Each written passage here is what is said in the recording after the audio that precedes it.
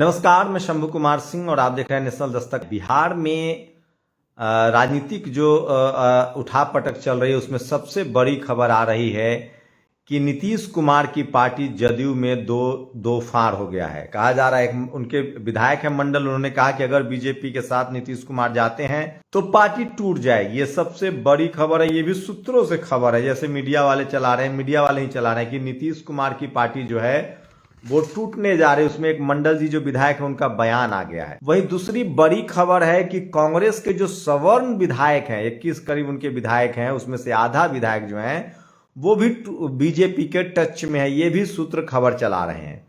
वहीं मीडिया ने तो लगभग चला दिया है कि 28 तारीख को नीतीश कुमार बीजेपी की मदद से शपथ लेने वाले हैं, लेकिन अभी भी दूध का दूध और पानी का पानी नहीं हुआ। अगर मैथमेटिक्स के हिसाब से देखो तो आरजेडी देश की बिहार की सबसे बड़ी पार्टी है। विधानसभा में 78 विधायक है। कहा जा रहा है कि एआईएमआईएम के जो एक विधायक हैं वो लालू यादव से मिले, उनको डिप्टी सीएम का पद दिया गया है। लालू यादव ने उनको डिप्टी सीएम बनाने की बात कही कि आप मेरे पार्टी में जाइए। इसका मतलब है कि लालू यादव ने विधायकों का जुगाड़ कर लिया है। मांझी जी कहा जा रहा है कि वो भी टच में है उनके, ये बड़ी खबर है। जबकि लेफ्ट के जो 16 विधायक हैं वो उनके साथ हैं। कांग्रेस के विधायक अगर नहीं टूटते हैं तो लालू यादव को बहुमत जुटाने में कोई मुश्किल नहीं होगी। लेकिन सबसे बड़ी मुसीबत नीतीश कुमार के पाले में है। नीतीश कुमार अपनी विश्वसनीयता खो चुके हैं। न तो उन पर आरजेडी भरोसा करता है, न बीजेपी भरोसा करता है। बीजेपी को लगता है कि अगर नीतीश कुमार गठबंधन में आ भी गए, हमने मुख्यमंत्री मान भी लिया, तो उनको लोकसभा की आधी सीटें देनी पड़ेंगी। और क्या गारंटी है कि कल बीजेपी को 20 सीटें 15 सीटें कम पड़े तो नीतीश बार्गेन नहीं करेंगे। अगर उनके 15 से 16 विधायक सांसद जीत जाते हैं तो बीजेपी खतरा नहीं लेना चाहती है। वहीं चिराग पासवान, सम्राट चौधरी जो अध्यक्ष हैं बीजेपी के, चिराग पासवान जो गठबंधन में है, ये दोनों नहीं चाहते हैं कि बीजेपी खेमे में नीतीश कुमार आए। लेकिन आरजेडी के लिए ये फायदे का सौदा है। सोचिए, आरजेडी अगर नीतीश कुमार के साथ गठबंधन में रहेगी तो तय है कि उसको आधी सीटें 18 सीटें देनी पड़ेंगी। 18 पर लड़ेंगे, 4 सीटें और लेफ्ट पार्टी को दें जिनको दें। अगर नीतीश कुमार हट जाते हैं, जबकि उनके पास वोट बहुत रह नहीं गया, नीतीश कुमार का वोट जो उनकी कम्युनिटी का वोट है वो ऑलरेडी आधा वोट तो उनका वोट ऑलरेडी जा चुका है बीजेपी के साथ। आधे वोट के वो मालिक हैं।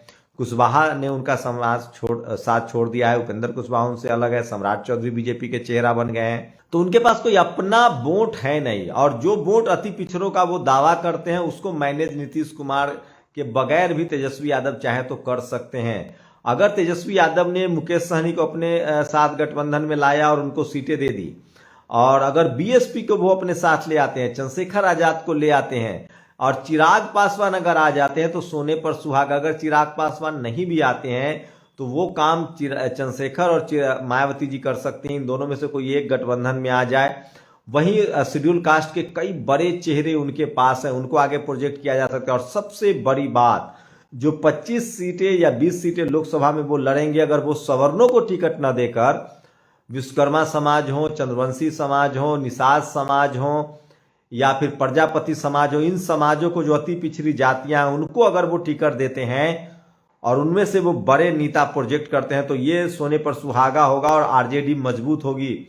वहीं अखिलेश यादव ने अभी भी नीतीश कुमार को लेकर कहा है कि आप एनडीए में आपको सम्मान नहीं मिलेगा, आप इंडिया गठबंधन में रहिए, आप प्रधानमंत्री भी बन सकते हैं। सवाल है कि नीतीश कुमार अपनी अंतिम पारी खेल रहे हैं, उनको भी पता है, इसलिए वो साम दाम दंड भेद सब अपना रहे हैं। फिर सवाल है कि एक साल बाद, लोकसभा के बाद ही विधानसभा का चुनाव होगा। नीतीश कुमार ये कोशिश कर रहे हैं कि लोकसभा के साथ ही विधानसभा का चुनाव हो जाए, जो बीजेपी कराना नहीं चाहेगी। बीजेपी लोकसभा के चुनाव तक इंतजार करेगी। अगर प्रधानमंत्री नरेंद्र मोदी दोबारा प्रधानमंत्री तिवारा बन जाते हैं तो बीजेपी की कहानी बदल सकते हैं। लेकिन फिलहाल इस पूरे खेल में आरजेडी के पास खोने के लिए कुछ नहीं है। नीतीश कुमार अपनी साख, अपनी विश्वसनीयता गंवा चुके और वो अब लास्ट पॉलिटिकल बार्गेनिंग करने के समय है। उन पर न तो अब आरजेडी भरोसा करेगी न बीजेपी भरोसा करेगी। उनकी अहमियत सिर्फ इस विधानसभा लोकसभा चुनाव तक है या विधानसभा चुनाव तक है। अगर बीजेपी सत्ता में आ जाती है लोकसभा में तो फिर नीतीश कुमार को वो निपटा देंगे। बीजेपी आराम से नीतीश कुमार को निपटा देगी, इनकी पार्टी भी टूट जाएगी और वो सरकार भी बना लेंगे। वैसे भी आरसीपी सिंह ने पूरा इंतजाम कर दिया था, पार्टी बच गई। अभी कह रहे थे लल्लन सिंह आरजेडी से मिलने वाले थी, पार्टी बच गई। लेकिन अगर प्रधानमंत्री नरेंद्र मोदी 2024 में सत्ता में आ जाते हैं अपने दम पर, तो वो नीतीश कुमार को निपटा देंगे, ये तय है। और अगर 15 से 20 सीटों का मामला फंसता है तो नीतीश बीजेपी पर भारी पड़ेंगे, ये भी तय है। रही बात आरजेडी की, तो उसके पास खोने के लिए कुछ नहीं है, पाने के लिए पूरा आसमान है। 25 सीटों पर, लोकसभा की सीटों पर आरजेडी लड़ सकती है अगर बगैर वो नीतीश कुमार के लड़ते हैं। बदले में उनको नीतीश से ज्यादा वोट तो मुकेश सहनी दिला सकते हैं, चिराग पासवान दिला सकते हैं, बीएसपी दिला सकती है, चंद्रशेखर दिला सकते हैं, बशर्ते कि उनके सलाहकार उनको बताए तो।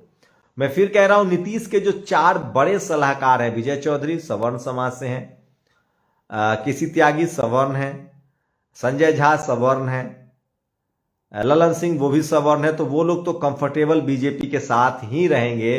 कांग्रेस भी बहुत कमजोर कड़ी है। मैं इसलिए कह रहा हूं तेजस्वी यादव को अगले चुनाव में बीजेपी के पॉलिसी पर काम करना चाहिए। और अगर ओवैसी के जो विधायक है एएमआईएम, अगर वो मुस्लिम उप मुख्यमंत्री देते हैं तो एक मास्टर स्ट्रोक होगा आरजेडी के लिए, और फिर वो 2024 में भी और 2025 में भी बड़ी पारी खेल सकते हैं। बशर्ते शर्त इतनी होगी कि यादव के अलावा अति पिछड़ी जातियों में प्रजापति समाज, निषाद समाज,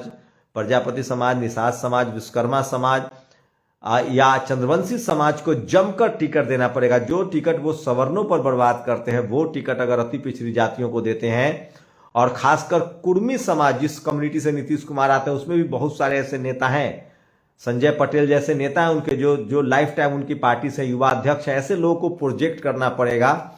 अब समय आ गया है कि बीजेपी जिस तरह से हर कम्युनिटी का नेता प्रोजेक्ट करती है, जो फॉर्मूला मानवर कांसीराम साहब का था, वो फॉर्मूला तमाम पार्टियों को अपनाना पड़ेगा। और जैसे 15% वोटों को इग्नोर करती है बीजेपी, मुस्लिम समाज को टिकट नहीं देती, अगर Sapa Basapa RJD JDU JMM, अगर जेडीयू तो अगर बीजेपी में गई तो फिर तो उनके हिसाब से चलना पड़ेगा, लेकिन सपा बसपा के पास ये मौका है। और बिहार यूपी में अगर सपा बसपा चंद्रशेखर ये सब जेएमएम गठबंधन में आते हैं तो और भी बड़ी बात होगी। तो मैं फिर कह रहा हूं, मीडिया के लिए बड़ी खबर है, आरजेडी बहुत नुकसान में नहीं दिख रही है। और इस पूरी सरकार जो आरजेडी और जेडीयू की चली, उसमें तेजस्वी यादव की छवि शानदार हुई है। नौकरी देने वाले की लिस्ट में उनका नाम आ गया है, साथ में सोशल जस्टिस के रूप में उनका नाम आया है, और ये बात तय हो गया है कि वो साफ सुथरी राजनीति में भरोसा करते हैं। नीतीश कुमार ने अपनी विश्वसनीयता जरूर गंवा दी है, देखते हैं क्या होता है। कल तक लगभग चीजें साफ हो जाएंगी, लेकिन एक बात तय है कि शायद नीतीश कुमार अपनी राजनीतिक जीवन की सबसे बुरे वक्त में है। आप लोग अपनी प्रतिक्रिया जरूर दीजिए, शुक्रिया। नेशनल दस्तक की आपसे गुजारिश है कि अगर इसको बचाना चाहते हैं तो नेशनल दस्तक को सब्सक्राइब करने के लिए रेड कलर के सब्सक्राइब बटन को दबाएं, फिर बेल आइकन की घंटी दबाएं। नेशनल दस्तक को बचाने के लिए बहुत जरूरी है कि हर खबर को शेयर करें, लाइक करें, कमेंट जरूर करें।